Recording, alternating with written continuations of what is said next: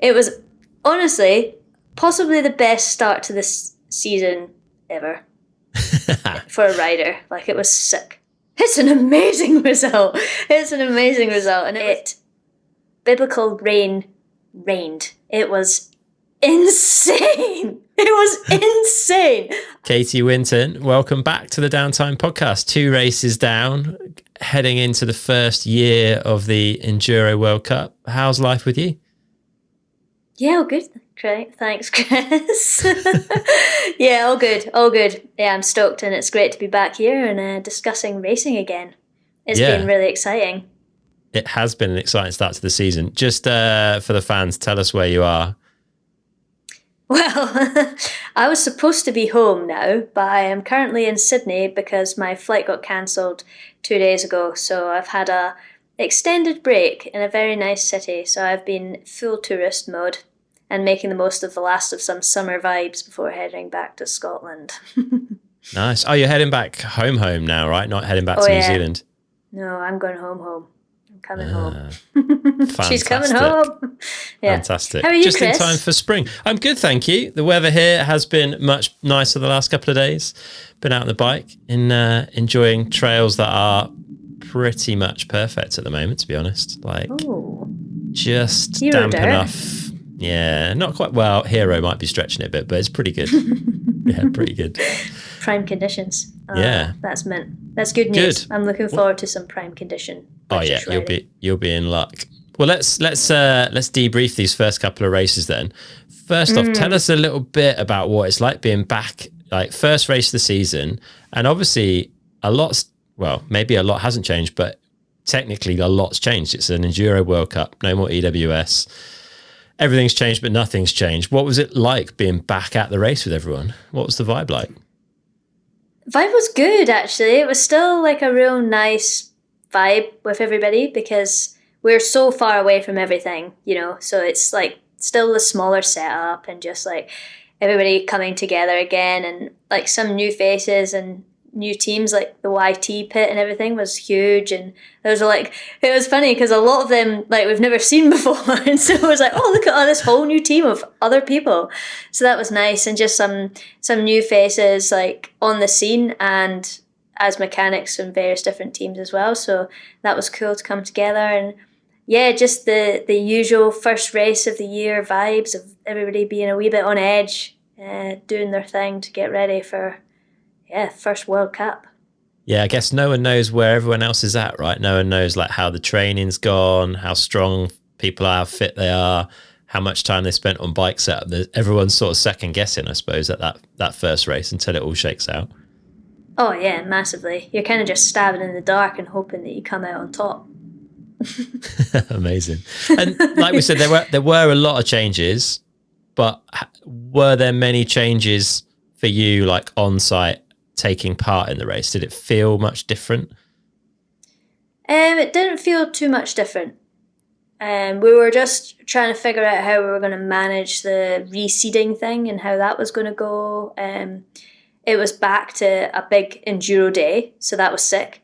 Obviously we had the day off in between practice and the race, so no pro stage, but then actually a full day off. Like, that's never happened before. We've always done practice straight into a race day, or some form of that.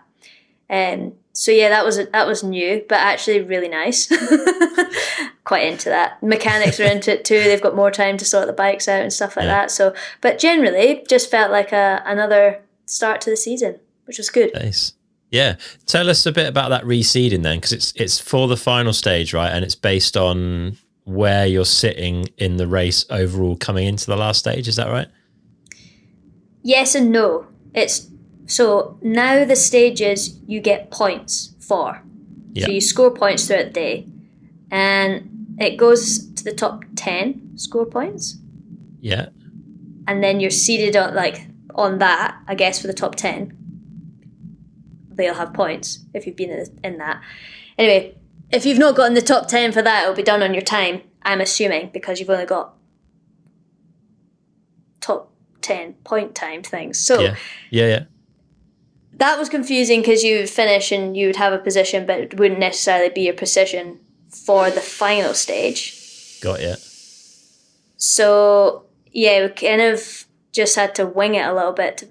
I mean, still didn't even know either. You just kind of turn up when you're supposed to go to the last stage and get put into your order, and then that was it. So yeah, but the points change thing is actually really exciting as a rider and a racer, because what it means is if I really screw up on one stage, like completely throw it away and I'm at the back of the race, I can still actually score points for my overall, like in terms of the EWS ranking overall, not necessarily for that race in terms of your result of that race, but those points will go to your overall ranking at the end of the year. So the race is still on.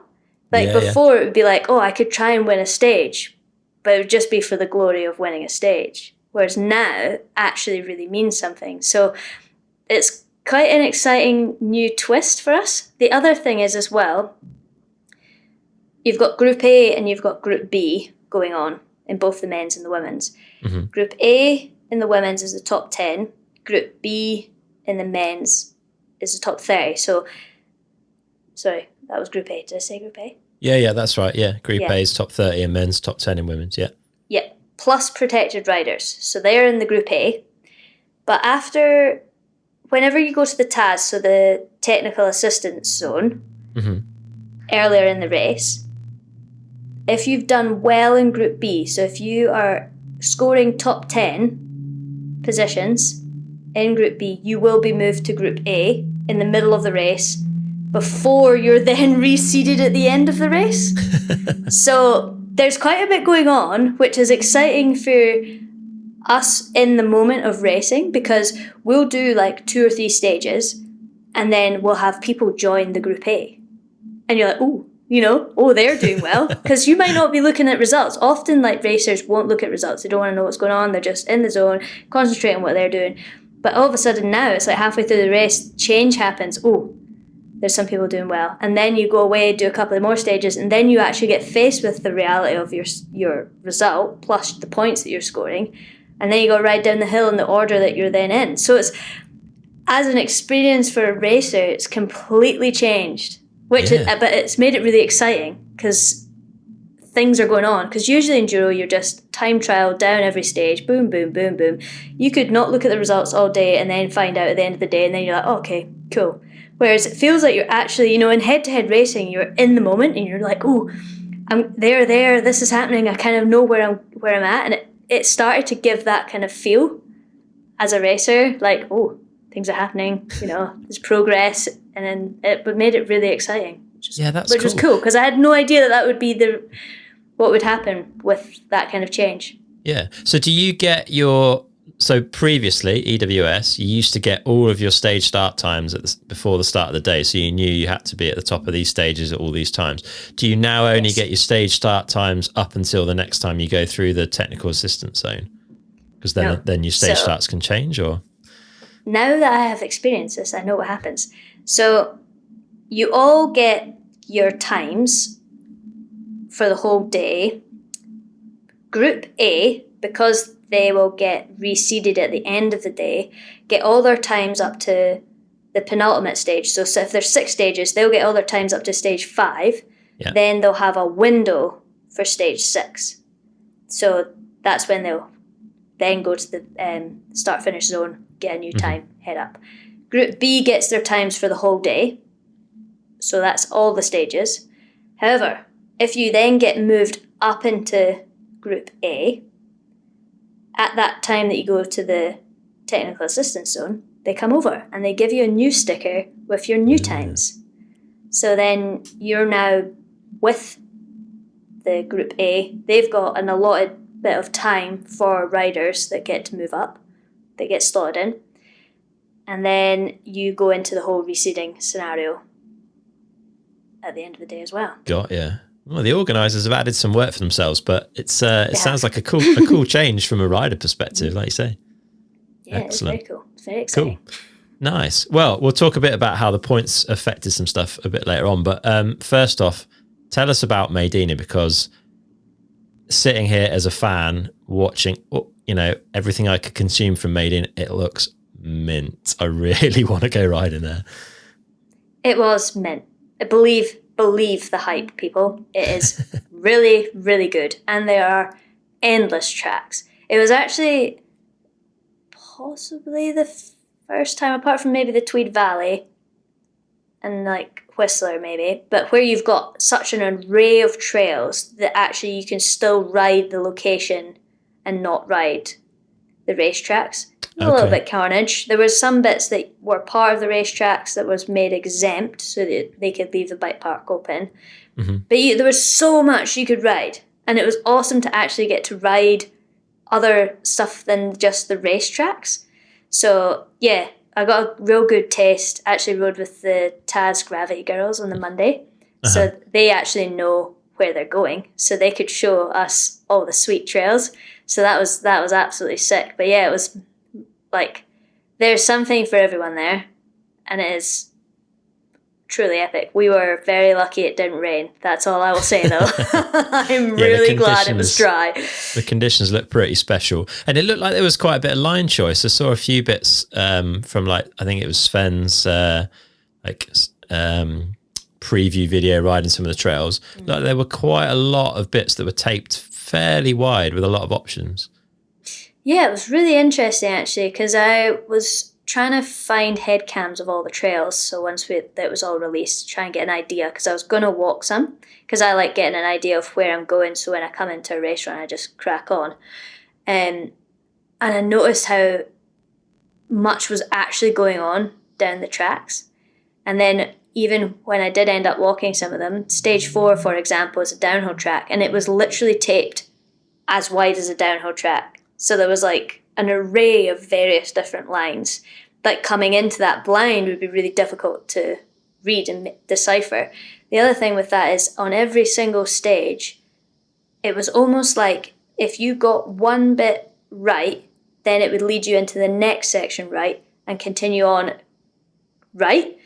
But if you came in wrong, you were in the wrong bit, then into the next wrong bit, into the next wrong bit, into the next wrong bit. And so then it would just become really clunky and stop-starty. And so, like, there was a lot of line choice, but there was a lot of, like, subtle line choice everywhere, like, the whole way down. They also put in some really sick fresh cut stuff for us as well.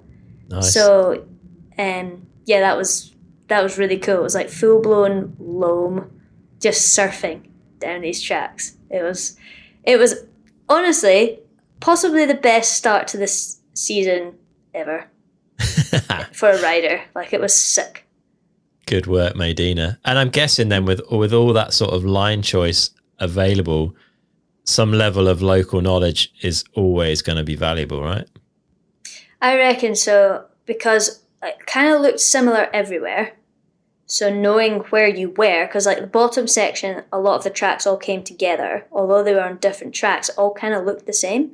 So like knowing which track you were actually on and knowing that this was actually that corner that you needed to go inside on, not from the other track, you know. So I do think some local knowledge would have come in handy. Even just time on those tracks and getting used to the rhythm and what you're looking for as you're riding down and stuff, it would have been useful for sure. Subtle. It was just subtleties that would add up, you know.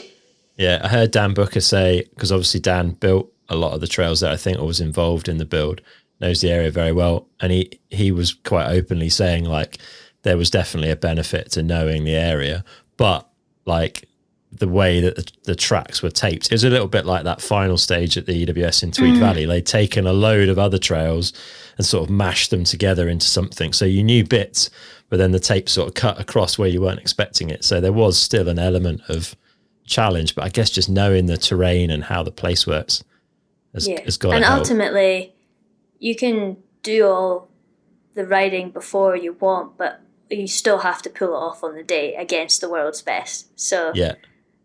It's a double-edged sword, you know. You know where you're going, but then you've got heaps of pressure. True.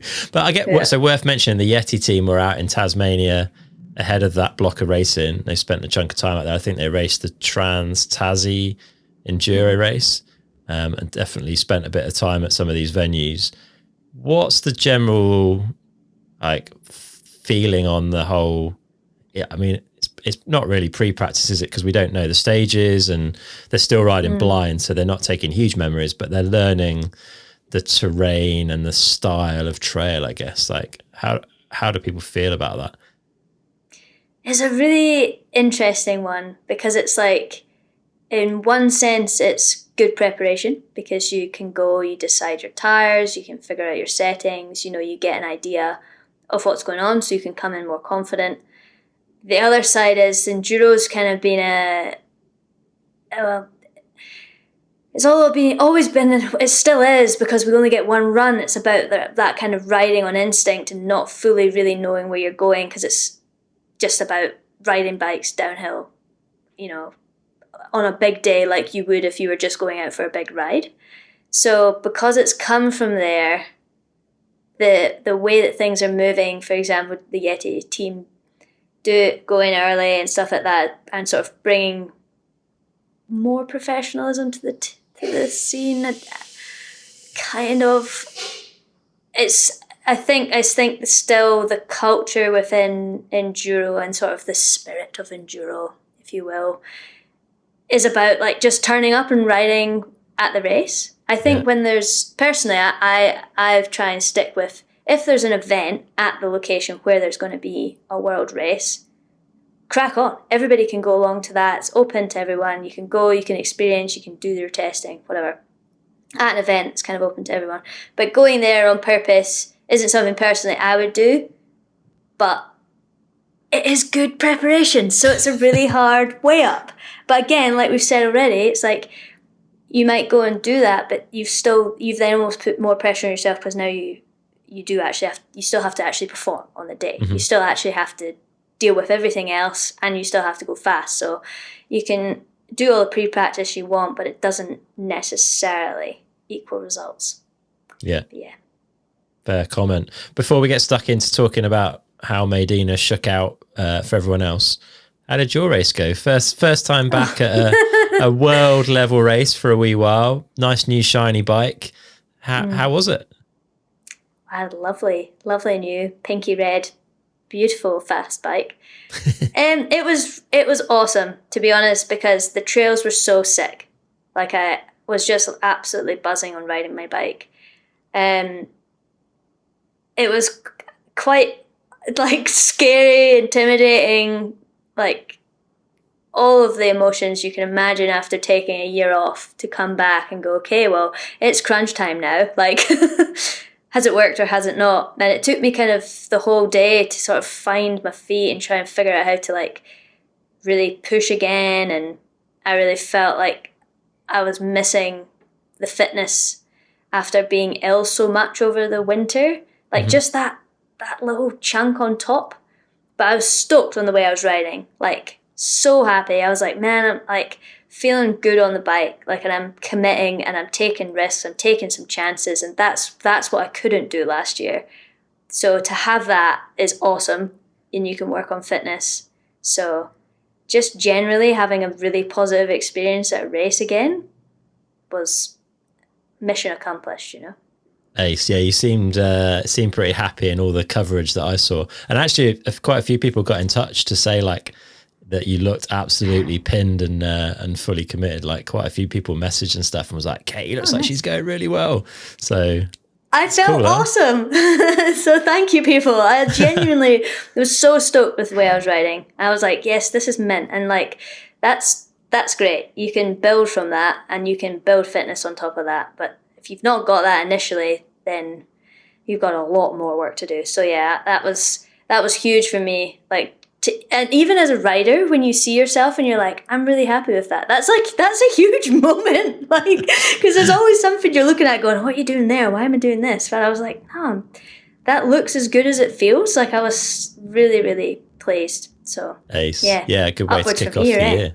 Yeah, nice. Yeah. Well, let's quickly touch on the U21 racing. We'll start with the women's, and top two riders were both riders I think that got a mention in our pre-chat. Thanks to you, Emmy Lan in first on the Forbidden Synthesis team, and Eris van Leuven. I'm not sure if I'm pronouncing that right, in second. Thoughts on Eris, I guess first. That was a rider that I think you'd seen in New Zealand. Yeah. That's got signed up with the Commensal team.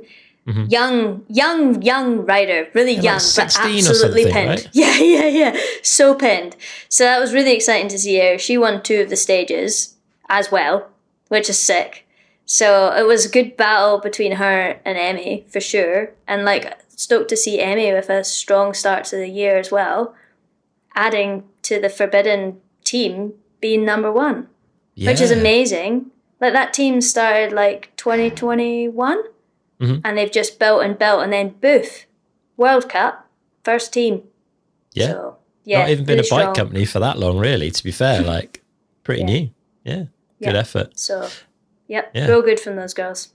Yeah, definitely. And then in the men's, Remy Meyer-Smith taking second, a name that we're becoming increasingly familiar with through downhill and enduro. And obviously we'll talk about his brother a bit later.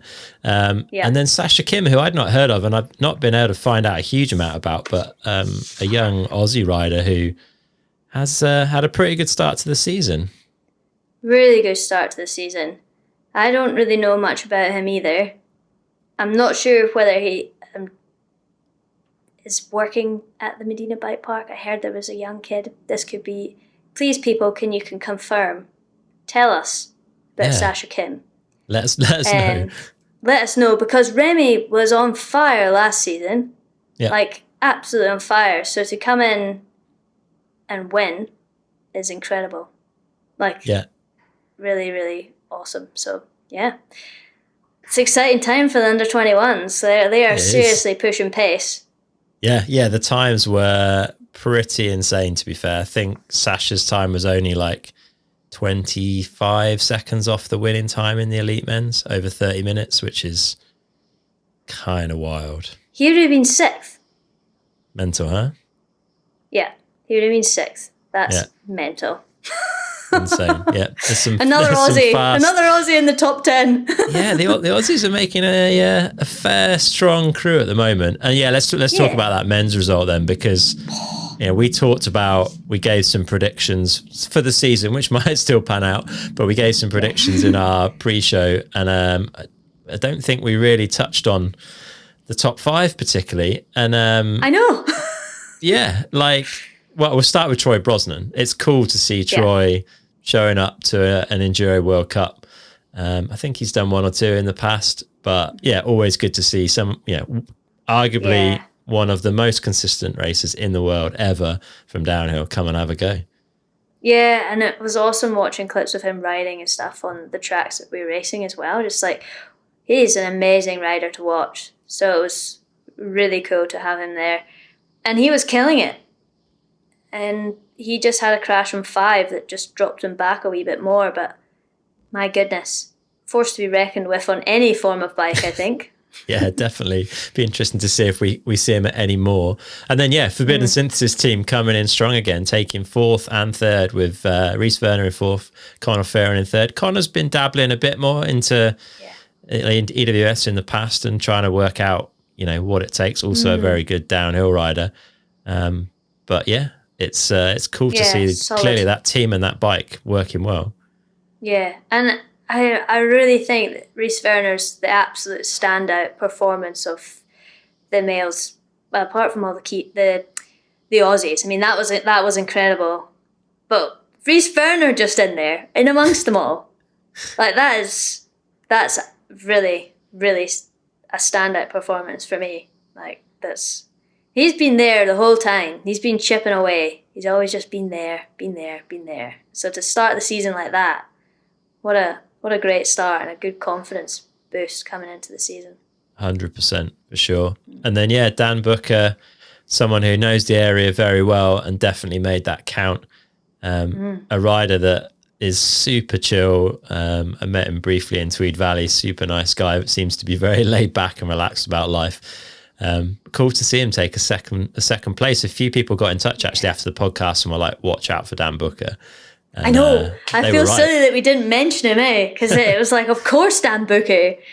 It's because he had a really strong start to the season last year as well. So it's really awesome to see him straight back up there starting this year. And like we've said already, like these are his home tracks.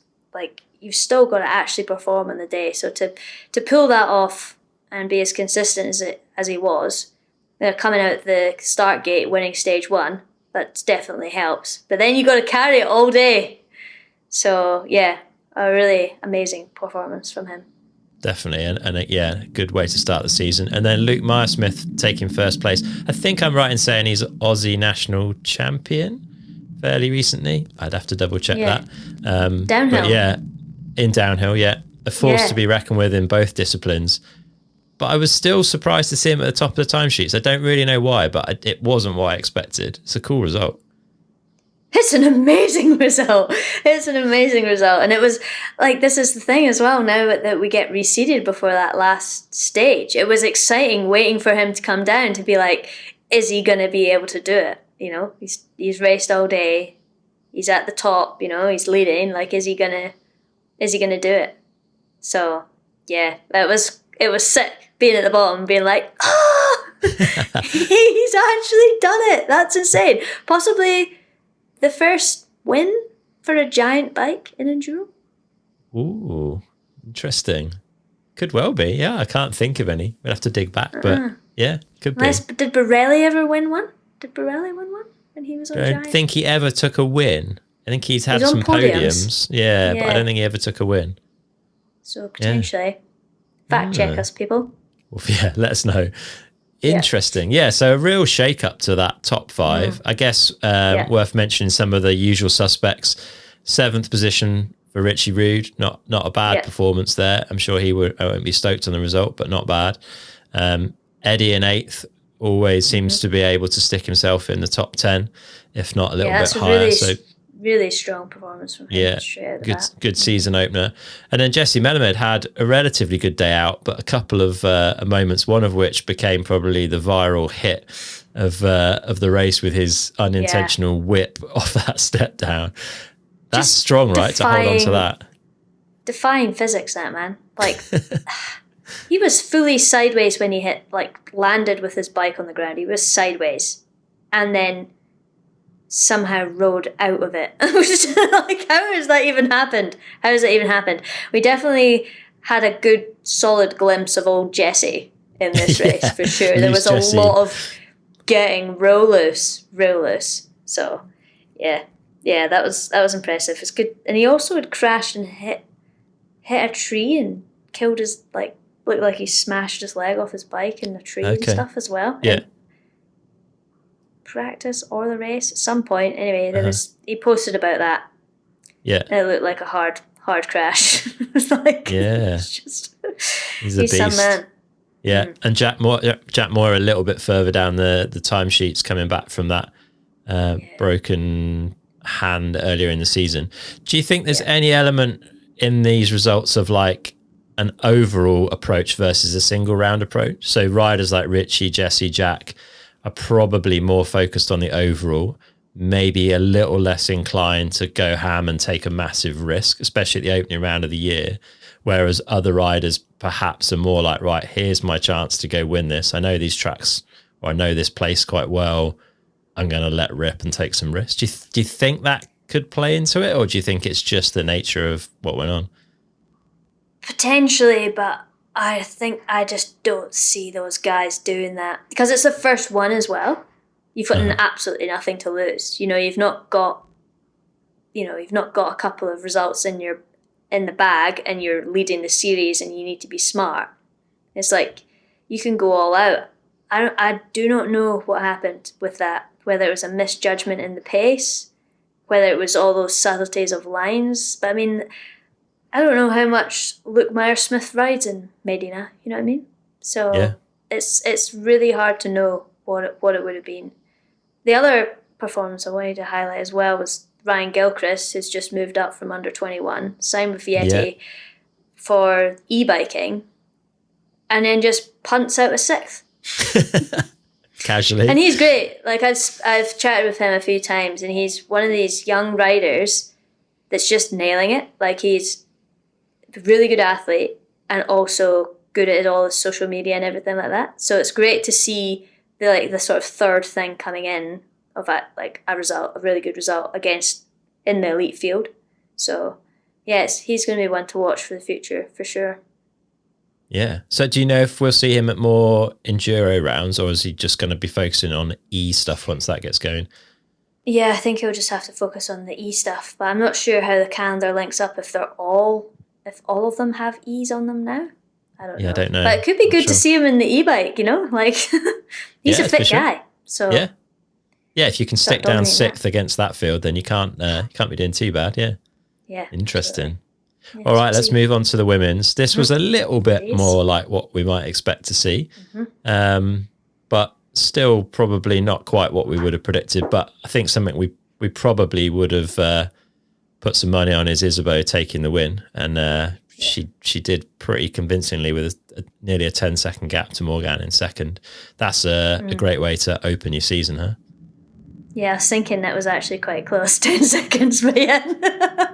Well, okay. Yeah. It was an impressive start. She was pretty worried, as she said this in the video and stuff, about like this was her first race of the year. So I'm just in awe of this woman. Like, she just turns up, goes as fast as she can, and it's like, oh, sweet. Still faster than everybody else. She done no racing in the preseason, no? None. Amazing. Yeah, amazing. Absolutely amazing. So that's a great start, and it was great to see Morgan up there as well, battling with her. Two Frenchies still, like, those two just come in and get the job done. And Morgan is just super chill, just comes in on her flat pedals, smashes it out. Yeah. Beauty. yeah, makes it look easy. Yeah, for sure. Yes, and then Ella Connolly in third, a rider that definitely shines, had a few bad luck things over the last couple of years. Maybe this season will be more kind to her, but she did have a fairly significant mechanical on one of the stages. I think she lost a chain pretty high up. She said she ended up actually running some of the uphill sections. So to still put it on the podium, only 37 seconds back, is pretty incredible considering. Yes. Absolutely ridiculous. It's a really, really strong performance from Ella, and she looked really great in all the clips as well. So I think we're going to see a lot more from her this year. It's really exciting. She's riding really well and got a good team around her and everything, and it's great to see that showing in the results. So hopefully the chain stays on and we'll see her climbing that podium. Yeah, I thought her bike looked like it was working really well in all the footage I've seen of her as well. Like, it looks super balanced. The frame's barely moving and the suspension's just getting the job done. Like, whoever... Yeah, she's not getting thrown around or anything like that. It's just totally planted, and she just looks totally at one with it. Like, she's riding the bike rather than being ridden by the bike. It's just like, I'm going here, we're doing this. It's, great riding. Definitely one to watch. And then Bex Barana and Harriet Harden taking fourth and fifth, putting three Brits into the top five. Just like that. Yeah, amazing her. Like, Bex definitely seems to have found her form since that move to Yeti. Like, the back end of last year, well, all of last year to be fair, and then into this year, like, a level of confidence in her ability maybe feels a bit higher, and just constantly ticking away and getting good results. Yeah, and like a professionalism of the team as well, and having that kind of unit.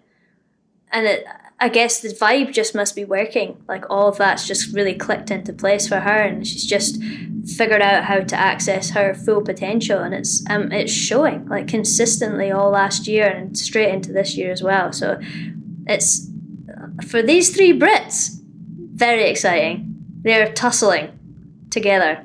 So maybe it's the year of the Brits rather than Frenchies. We'll see. Who knows? Yeah, well, we'll definitely talk a bit about how that played out in Derby.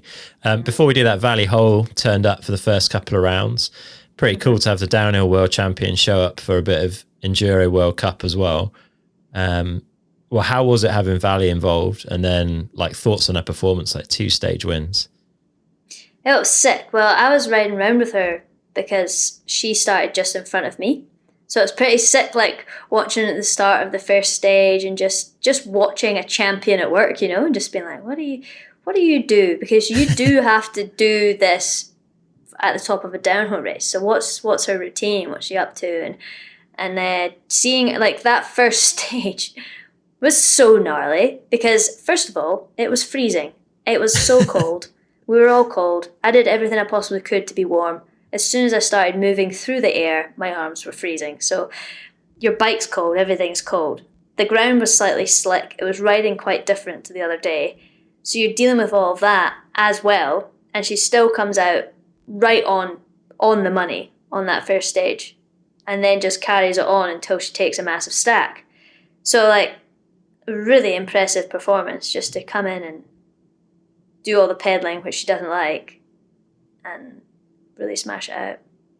So yeah, incredible. Good. And she's super chill. You know what I mean? Like, she's not coming in like I'm somebody. She's coming in like, I'm going to try and figure out how I'm going to ride enduro. Yeah, it's interesting. You know, she's almost just as nervous as us. She's just like coming and doing some biking, and that's rad.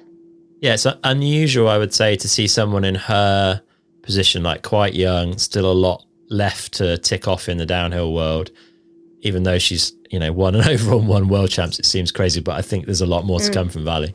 Yeah, it's cool to see her like push herself and challenge herself. She seems to have a really open mindset to go and take on different things. And I guess Cecile Ravenel, who's her kind of bike coach, is behind a lot of this, like steering her in those directions, do you think? Yeah, I think so. Just encouraging her to sort of broaden her horizons a little bit. And I think as well, it's a good message to send to everybody, because often, like, when you get good at something, you don't want to risk not being good at something else. It takes away from your other stuff. But having the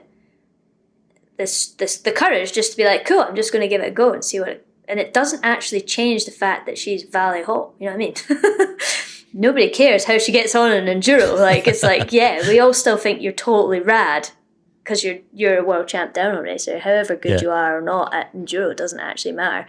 But I think as an athlete, sometimes you get it in your head that starts to eat at your self-image for your other sports. So yeah, it was really cool. Just coming in, getting involved, and smashing it. Yeah, really cool to see. So Valley finished in 10th in the race, and this is where we can see some of the examples of the point system changing things a bit. So Kate Weatherly finished 7th, Valley finished 10th, but because of those 2 stage wins, that pulls Valley up in the overall. So after the first race, Valley was in 7th and knocked Kate Weatherly back into 8th. So it is interesting, right? These points are potentially going to shake things up a bit over the course of the season. So stage wins really do count. Yeah, massively towards that world overall title. It's crazy. So you're in the race and you're like, cool, well, I've done this result, but I need to check what my stages were to know how that's actually affected the overall. So yeah, it's really adding another layer of complexity. Definitely. Another puzzle. And we should talk a bit about Kate Weatherly. So Kate's new to Enduro World Cup, I think. We've seen her on the downhill circuit in the past, and perhaps a little bit of a tricky time to enter a discipline because Kate is a transgender athlete, and last month World Athletics decided that transgender women who went through male puberty can no longer compete in women's events at international competitions. The ruling with the UCI is different, so they specify a maximum amount of testosterone over a certain period of time, I think, which was reduced in an update in 2022. So it's now at 2.5 nanomoles per litre for 24 months. So there is a difference there between World Athletics and UCI. What's your kind of position on this side of things? Because it's a debate that can create a lot of noise, I guess. Yeah, it's definitely a really tricky one, and it's changing all the time at the moment. But ultimately, from my side, and I feel like a lot of mountain bikers, we want our sport to be inclusive. We love mountain biking. We want people to feel welcome, no matter what they look like, who they are. You know, it shouldn't matter, because bikes are just bikes, and we're just here to ride them. So that's what I believe, and ultimately, we want to operate around this with facts and science when it comes to competing. You know, that's what we want. And we've just got to trust that the governing body is going to make the right calls and keep up to date with everything and the more research that comes out, because it's quite a subject that there's not a lot of research out there, and there does need to be a lot more done to really make the correct calls Yeah. to make sure that racing is as fair as possible. So ultimately, as an athlete, I'm distrusting that the government body is doing everything it can to keep racing as fair as possible. And it's great to have Kate along and racing with all of us. Well said. All right. Shall we move on to Derby then? We've got a week between the two, so not a lot of time back to back after what was a pretty big weekend out in Maydena. How do you spend that week? Like, there's some travel to get done, there's recovery to think about. What goes on for you over that week? Well, we first of all did a bit of a drive around, because obviously the tracks get shut and stuff like that, so you can't do too much riding. You also need to recover because you've just absolutely annihilated yourself for a whole day. That was actually a super physical race because there was actually quite a lot of pedalling, but the downhills were so physical because you were pumping, you were getting rattled all the time, so it was complete screw everything, whole body, mind, all the lot, so you're totally useless. So the next day we did a bit of a tour around the coast of Tasmania, just to sort of calm down, spend time with the team, do normal human stuff, and then you just start again. It's like, cool, right, what do we need from the shop so that we can make dinner, get settled into the new accommodation, figure out what tracks you're going to ride. The other thing with this race was it wasn't on Sunday, it was on Saturday, so then that meant that practice was on Thursday. So then actually you've only got Monday travel day, and then you've got Tuesday and Wednesday, and then you're straight back into it. Is that right? Yeah. Yeah. Yeah. So yeah, it was pretty full on. And tell us a bit about the venue then, because it's very different. Very different, but it's also very different to when we were there in 2017 and 2019. And this is actually one of the times that it's been totally rad to be a racer, because coming back to that town and seeing how much it's changed and developed, like how many more houses there are there, how many more cafes, and just way more infrastructure going on, and that mountain biking has brought a whole economy to that town. Like, and it's like I played a very small part in that by just coming to these races and racing them. And that's it was like really cool going back there and seeing everything that's changed. The trails themselves are completely different to Medina. So Medina was like 900 meter drop, and we got a shuttle twice. This is a couple of 100 meters high, and the trails, so in Medina, were quite narrow, technical, bike parky. These are bike parky, but they're wide. They're like a meter wide, with huge slab rock sections and a lot of pedaling. And it's usually really fun because it's dry, so when you pump, you move. But practice, biblical rained. It was insane. It was insane. I legit could not believe how much it was raining. And so, like, these trails that don't have the same sort of gravity element to them, all of a sudden were running extremely slowly. And so it was like quite a shock to the system of like, we've gone from full gravity dry riding to like mushy, wet, flat riding. And they are really fun trails, but as a racer you're like, oh my goodness, I'm going to have to really pedal to like do well at a race down here. If you're just riding down, it's like the best time ever. But when you've got a race, you're like, oh no, I'm going to sprint out every single one of these corners. Hard work. So you made some setup changes to the bike, right, to try and make that a little bit better? Yeah. Well, I knew about this. I knew what we were in for months ago. And when we moved to Conti tyres, I was like, I want to run the lighter casing, harder compound, so it's their Enduro compound. And I'm just going to make it work because... And then also because I realised that where my fitness was the week before, I was like, I need all the help I can get. You can kind of get away with the rock there is granite. It's super grippy, so you don't need mega grippy tyres. The dirt is really grippy, so you don't need mega grippy tyres. But it is flat, and free speed rolling is huge, especially when you're not peaking on form. So yeah, I made that call, and it definitely paid off for me. So did you change to the harder compound, lighter sidewall front and rear, or just rear? Front and rear, yeah. Okay. And actually, we couldn't source a front grip total anywhere. So I ran two rears. So Okay. rear on the front and on the rear. Yeah. I had run, like we've had limited experience on these tires because obviously it's like we've had 2 and a bit months to try all the different treads and figure out, there's so much you've got to try. Pressures, treads, conditions, you can't try everything in that time. So I'd had a bit of experience on it on the front, and it was enough to know that, okay, there's still grip here. It's not, it's actually still a totally mint tire. It's completely fine. I was taking a bit of a risk with potential punctures, but the rocks are so round there that I wasn't worried about it. And also because it's so grippy, I was like, I think we can get away with this. So no inserts or anything like that, just keeping the rotating weight as low as possible. Yeah, absolutely. And in fact, I rode, because it was so cold, it was cold again, I think I ran 20 in the front and 22 in the back, which is slightly more than I run with the downhill, but it's still pretty low. Yeah. So. Cool. Plenty of grip still to be had, but yeah, helped. Talk us through your race in Derby then, because it looks like it went pretty well. Yeah, it was a really funny one because it was dry on race day, but I was in Group B, so I went off way earlier than all the other girls, like an hour earlier. And I think it was wetter for us, just slightly wetter for us, which meant it was rolling slightly better than an hour later when it's starting to dry and get real tacky. I think that's what went on because there's a lot of girls in Group B doing a lot better than Group A.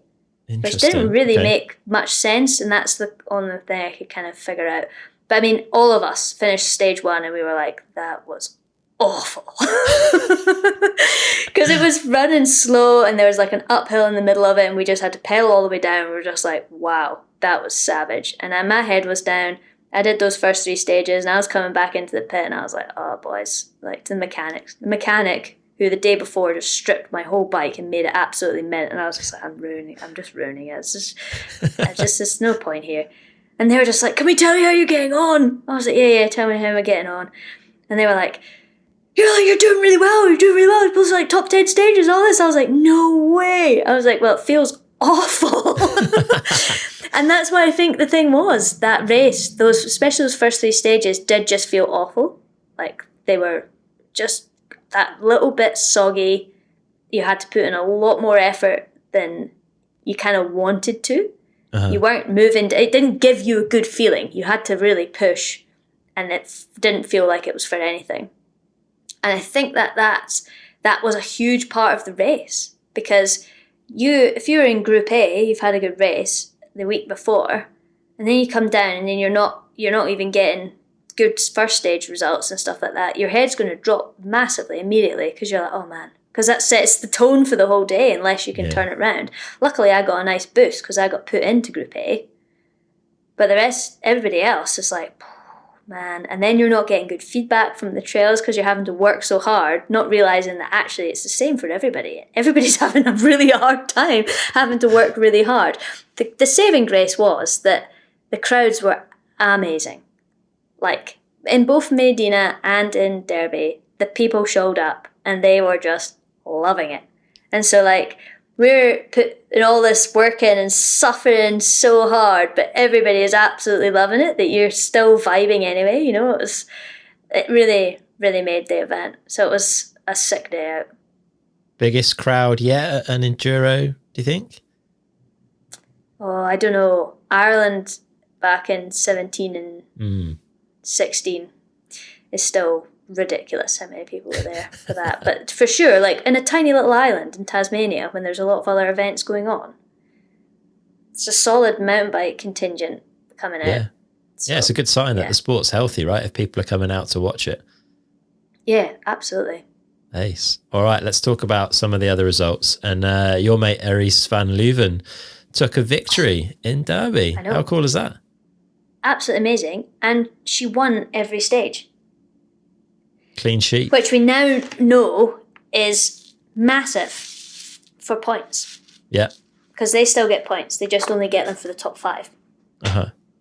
So Huge. yeah, that was a seriously sick performance from her, and such a physical race as well for a youngster. Yeah. It's meant really really Incredible. good. So Yeah. yeah, And Ellie Hosking very in very second.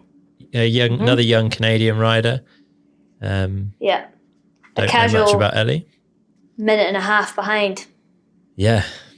Wow, Big gaps. that was a performance for sure. Yeah. Where would she have come in the women's? Outside the top 10, but not a million miles. 15th. Yeah. 16th. Wow. Impressive stuff. For impressive young stuff. Girl. Yeah. Yeah. Very cool. Very cool. So Definitely. And then Sasha Kim again in the men's. yeah. And Thingway, what's his name? Remy, back in 29th. Yeah. Do we know what happened there? I do not know what happened to him there. Something must have happened, but I don't know, because he's kind of consistently showing, apart from stage 5 where he was 5th and 3 where he was 4th, he was just back. But I mean, stage 3 and 5 were the more downhilly ones of the lot. Mm-hmm.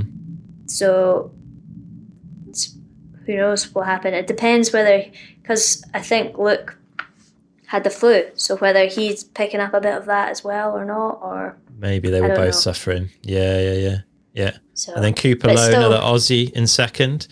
Solid result for him, ahead of Lisandro Bettini from Lapierre Zip Collective in third. So back on the podium for that guy, so that's awesome. Yeah, bit of a shake-up there. We'll be keeping an eye on those junior names throughout the season, see whether that changes when we move to back to Europe. But and see if Sasha's coming to the rest as well, because he's had a great start. Yeah, do you know if he's got much of a sponsorship deal? I couldn't really work out. I have absolutely no idea. All right, Sasha, if you're listening, Sasha, get in touch and let us know. Yeah, come on the Downtime podcast and fill us all in.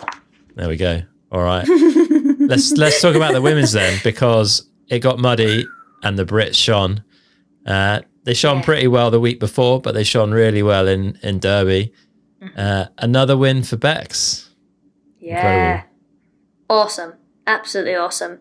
Sounded like she was just totally in that zone, full flow state scenario, just nailing it. And that, I mean, what a feeling. Like, to have a day like that and come out on top. That is the dream of every racer. So, yeah, awesome to see her pull it off and put it all together. Very successful day for Yeti. We'll talk about that soon. For sure, yeah. And she seemed super relaxed. I watched the highlights program, and they had a chat with her at some point between stages, and she was just like, yeah, I'm just having a good day out on my bike. I'm enjoying myself. It's going well. Like you say, doesn't get any better, right? When it comes easy, that's got to be the dream win.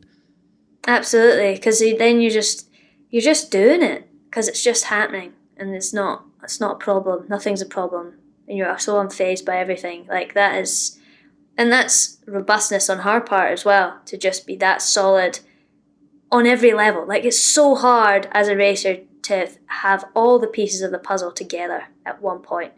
Mm-hmm. So for her to have nailed that is really awesome, because her off season wasn't without its difficulties. You know, she was only like a few weeks before the race season that she smashed her face off the ground. You know, so she had her doubts coming in, able to put that to the side and then just pull out an absolute blinder of a day. It's awesome. Maybe kitchen renovations are good training then. Maybe, yeah. But Hattie kept her pretty honest throughout the day, and I think Hattie had a crash or hit something and smashed a brake lever back to the bar on the final stage. So she was riding a lot of that final stage with just a front brake, I think, which sort of set her back a fair chunk. Which is crazy. But even so, still only 8 seconds off over 30 minutes of racing. Yeah, really, really close. Like, really close. So it's, and I think Hattie as well, like, just building in, it seems like. So it's exciting. All these girls are going very fast, and it's so tight. You can't make one wrong move. It's like you get something wrong and boof, your way out the back. So Yeah. And then a bit more of a gap, but still not much. 25 seconds to Ella Connolly in third. Ella said she was struggling with energy due to like PMS, I think, throughout the weekend. It must be hard because that's something that's, I guess, to some extent, well, to a greater extent, out of your control as an athlete.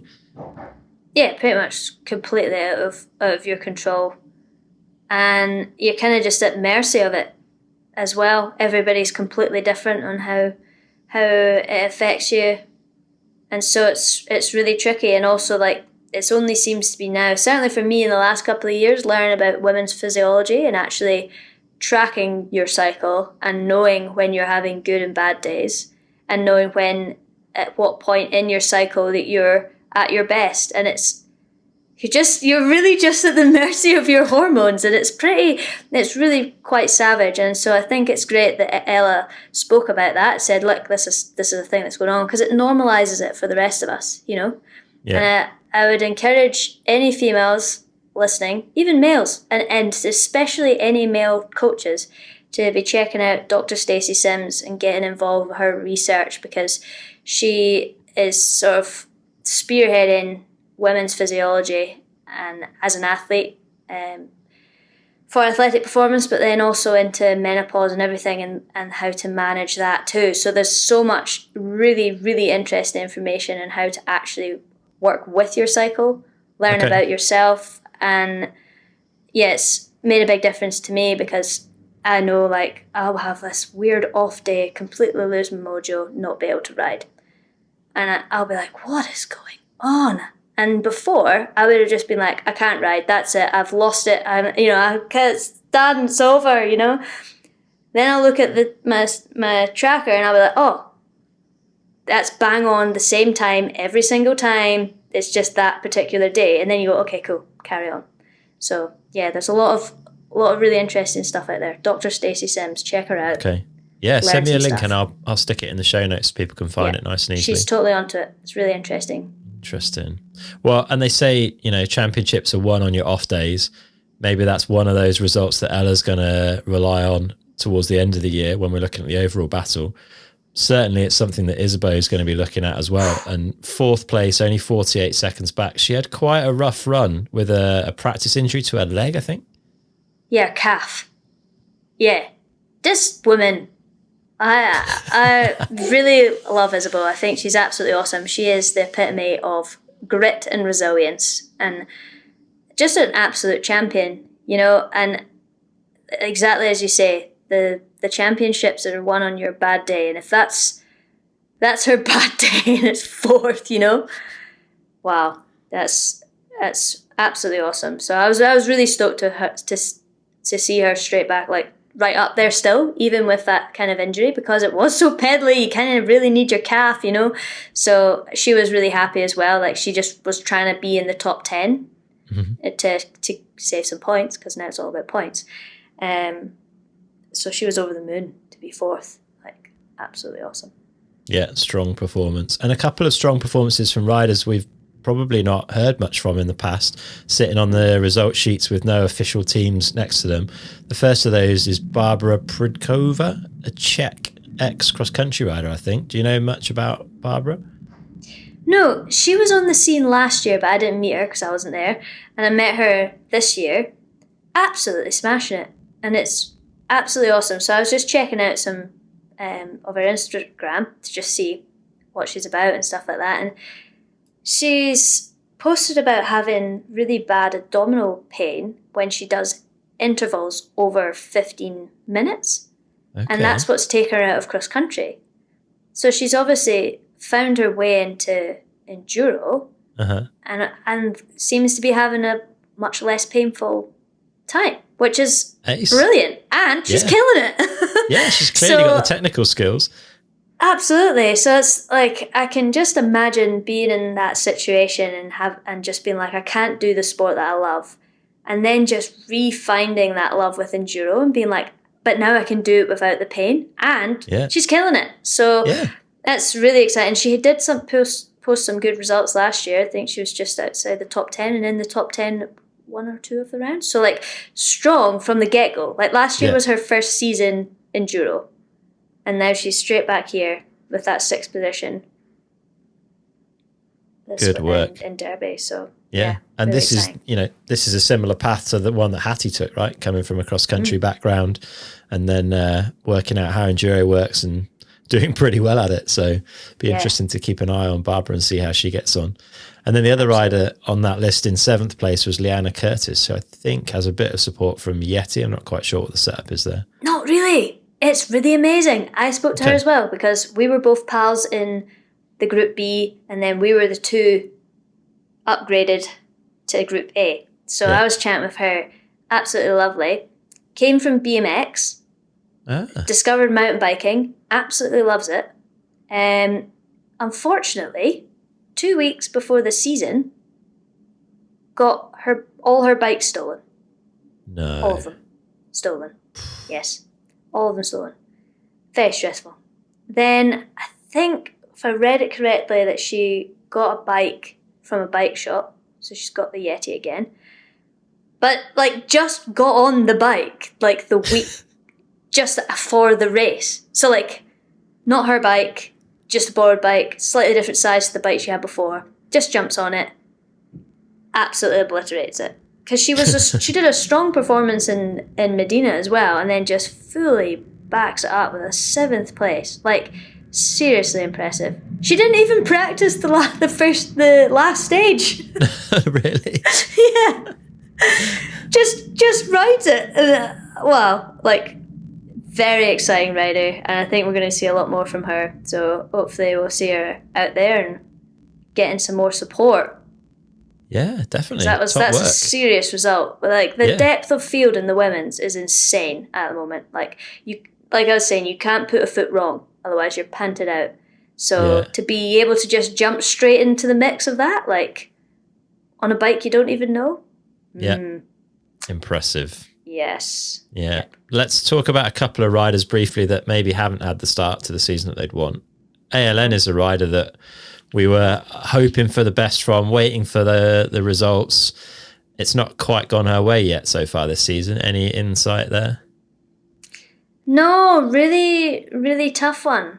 I know for Derby that she was actually ill. She picked up some sort of illness earlier in the week. And even when she started the race, she wasn't sure if she would even finish. So to see her there at the end of the day, she was pretty happy with that. So, and still posted a 9th on the downhill stage, on stage 3. So yeah, I'm not really sure, just not quite there. Needs a bit more racing before the season, she said. And yeah, I think we know there's a lot of changes in that team as well.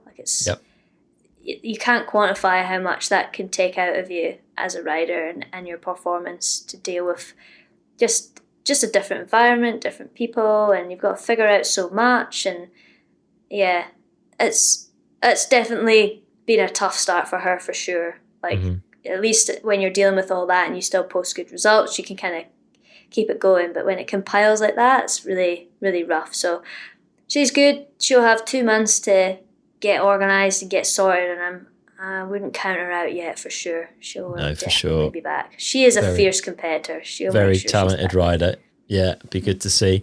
And then your teammate Noga Koram had a good 9th place in the first round, but sat out Derby with a head injury. How's Noga getting on? Yeah, she was all right. You know what I mean? Not okay, but not terrible, which is good. You just making a really smart call. It was a really, really hard call. Nobody wants to sit out of any race, but ultimately we need to look after our brains, and she wasn't okay enough to put herself at risk of another head hit. So definitely a smart call, and hopefully a swift recovery so that she can get back to it, and then see her in 2 months' time. Yeah, we got a good chunk of time for that. Continue the top 10s. Yeah, good stuff. Let's move on to the men's in Derby then. And certainly the number 1 spot is a little bit more like what we've become used to seeing. Young Mr. Richie Rude. Again, incredible performance from him. Incredible performance from the Yeti team in general, with Luca Sick in 2nd place as well. It's looking ominous. Between the two of them, they won every stage. I hadn't spotted that. Jesse Melamed, one of them. Apart from Jesse one. took 3, yeah. Jesse took 3. But between the 2 of the other 2, they won the rest of them. So Amazing. very impressive, either 1-2, essentially. Yeah. Really, really impressive from both of them.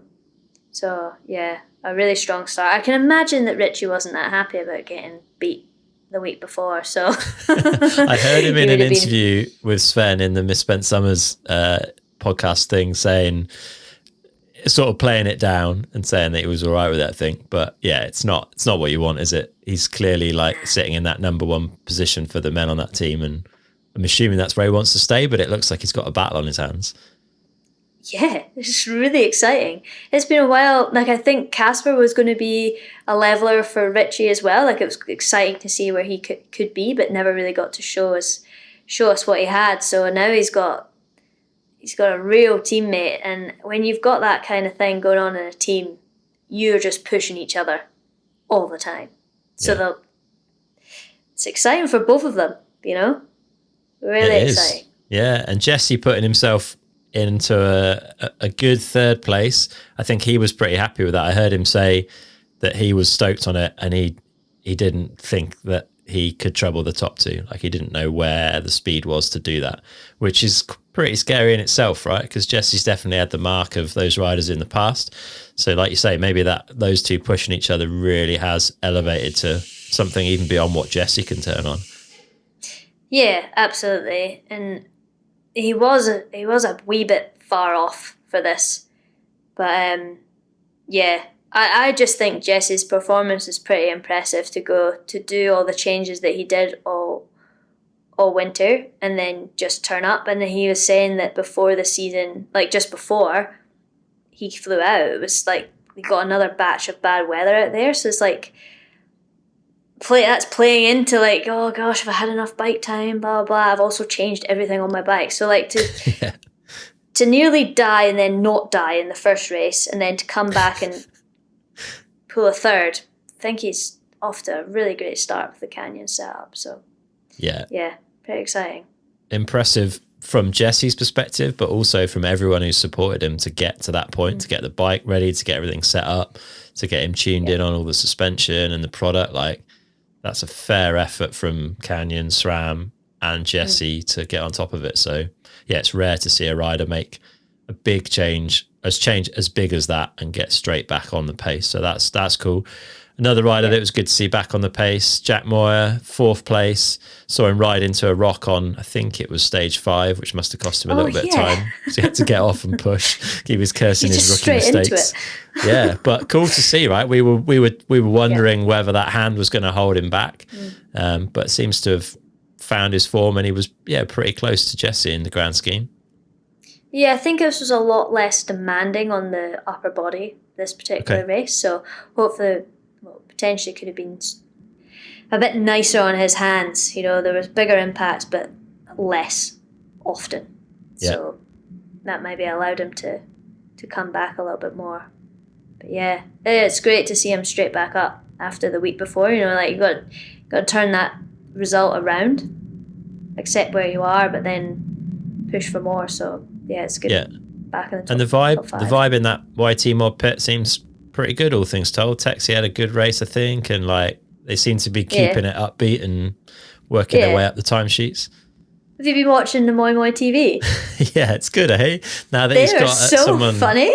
Yeah, he's got someone doing the video for him, Matt Staggs, I think, doing that, and it's just helped like improve the quality of the visual and the turnaround of the videos and everything. And it's good coverage, eh?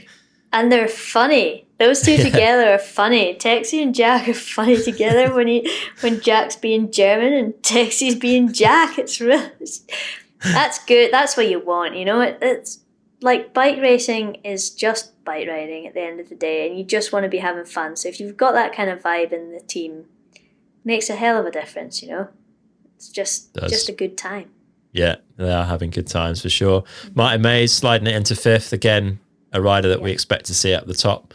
I think you said he'd had a 2nd child pretty recently before the start of the season, but certainly doesn't seem to be holding him back. I saw he was sporting a nice middle-aged neck warmer through at least through practice. But yeah, incredible result from Martin. So the battle's on, right? Yeah, we're seeing a lot of the sort of familiar names that we usually see at the top of these results sheet. And I don't know, like people are like, oh, is it because it was more like a proper enduro, the Derby one? But I think it's just figuring out the pace and figuring out the intensity and just, getting a wee bit wrong for the first one because now everybody's straight back on it. Yeah, that makes total sense. And then, a few other riders that, like Ian Denio going well on that giant. I think he was 9th in Medina, 6th in Derby. So that's good to see. Top some 10s, consistency. really solid because he's been right there very often and then will screw something up and then just drop way down the results sheet. So it's great to see him posting some real consistent top 10s, Yeah. So, yes, hopefully he can keep that up all season and we'll actually start to see what he's truly capable of. Yeah. Charlie Murray, 7th place, one to watch from our pre-season chat. So good to see that happening. Always nice. And then Dan Booker backing up, right? 8th place. Yeah. Solid. Yeah. Really solid, which has kept him second in the overall too. Yeah, impressive. And then the Pivot Factory Racing battle was tightly fought. It was really close between those two, but Matt just pipped Eddie this time. What is it? It's like... Yeah, less than 0.1 of a second, I think. Yeah, less than that. It's ridiculous. Like 0.04. It's mad, eh? But Can you tell they train together? Yeah, those riders always just seem, wherever they're at, downhill or enduro, they always seem to be able to put in really solid results. It's really quite impressive. Results. Across the board, because those boys, they come across like, just sort of the party boys, just, out there messing around, doing all the surfing and all that. They're grafting real hard. And a physical race like this, there's no hiding. And there they are, right there. It's sick. Yeah. It's really sick. They've got a good work-life balance for sure. They have. They managed to mix fun and hard work really successfully. Really, really well. Yeah, it's great. Impressive. All right, we mentioned the overalls. Let's take a quick look at the overalls. Oh, yeah. We'll start with the men's then. Richie Rude is in the lead for now.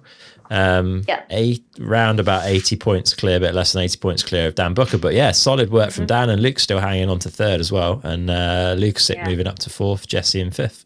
So it's a bit mixed up, I guess. It's not quite what we'd expect, but Richie at the top is a fairly good bet, I would say.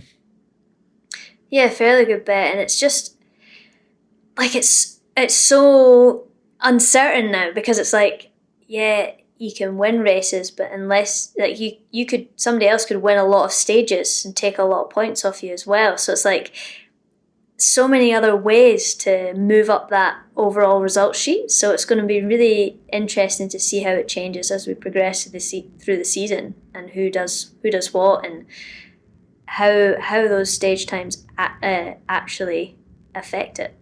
Yeah, still a lot to play for. And then Bex Barron, I saw her Instagram post. I think she was pretty much lost for words, which is unusual for Bex, right? She's a pretty good chatter. Taking the overall by, I think, 17 points with Izzo in 2nd and Ella in 3rd. Yeah, and incredible way to start. Because Isabeau and Bex have the same results. Both have won and both have come 4th.